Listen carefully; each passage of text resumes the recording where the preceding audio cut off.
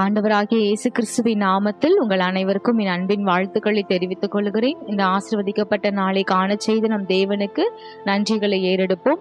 இந்த நாளிலும் கூட பரிசுத்த ஆவியானவர் நமக்கு என்ன கற்றுத்தருகிறார் என்பதை பார்ப்போம். எரேமியா அதிகாரம் 7 வசனம் 23. என் வாக்குக்கு செவி கொடுங்கள், அப்பொழுது நான் உங்கள் தேவனாயிருப்பேன், நீங்கள் என் ஜனமாயிருப்பீர்கள். நான் உங்களுக்கு கற்பிக்கும் எல்லா வழியிலும் நீங்கள் உங்களுக்கு நன்மை உண்டாகும்படிக்கு நடவுங்கள் என்கிற விசேஷத்தையே அவர்களுக்கு சொல்லி கட்டளையிட்டேன். இந்த வசனத்துல ஆண்டவரே நேரடியா பேசுறாரு. என்ன சொல்றாரு அப்படின்னா, என் வாக்குக்கு செவி கொடுங்கள், அப்பொழுது நான் உங்கள் தேவனாயிருப்பேன். வாக்கு என்றால் வார்த்தை. என் வார்த்தைக்கு செவி கொடுங்கள். ஆண்டவர் என்ன வார்த்தைகளை நமக்கு சொல்லி இருக்கிறாங்க? உங்கள் எதிரிகளையும் நேசியுங்கள், உங்களை துன்பப்படுத்துவர்களுக்காகவும் அவர்களுக்காக ஜெபம் பண்ணுங்கள், உன்னை நீ நேசிப்பது போல மற்றவர்களையும் நேசியுங்கள் என்று அநேக நமக்கு வாக்கு தத்தங்களை ஆண்டவர் கொடுத்திருக்கிறாரு, கட்டளைகளை கொடுத்திருக்கிறாரு.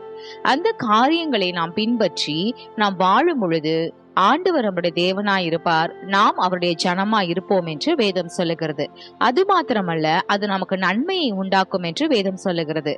ஆண்டவருடைய கட்டளைகளை நாம் கடைபிடிக்கும் பொழுது அது நமக்கு நன்மையாக மாறும். நமக்கு கொடுக்கப்பட்ட சிறுமைகள் மாறும், நம்முடைய தரித்திரம் மாறும், செழிப்பு உண்டாகும், ஆசீர்வாதம் பெருகும், சுகம் கிடைக்கும்.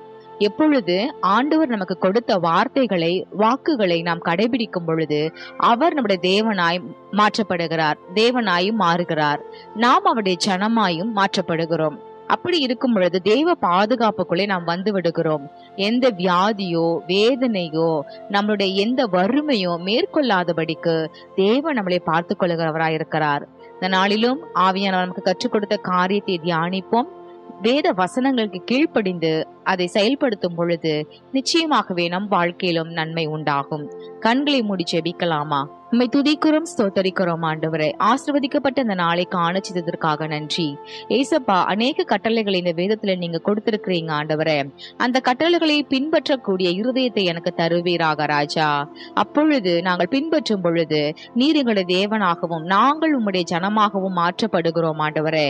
அது மாத்திரமல்லாது அந்த காரியத்தினாலே எங்களுக்கு நன்மை உண்டாகும் என்று நீரே சொல்லியிருக்கிறீர் ஆண்டவரே. எங்களுக்கு நன்மை உண்டாகும்படிக்கு செய்வீராக. நாங்கள் உடைய வார்த்தைகளுக்கு கீழ்ப்படிந்து நடக்கிற இருதயத்தை தர வேண்டுமாய் கூட ஒப்பு கொடுத்து ஜெபிக்கிறோம். இயேசுவின் நாமத்தில் ஜெபிக்கிறோம் பிதாவே, ஆமென்.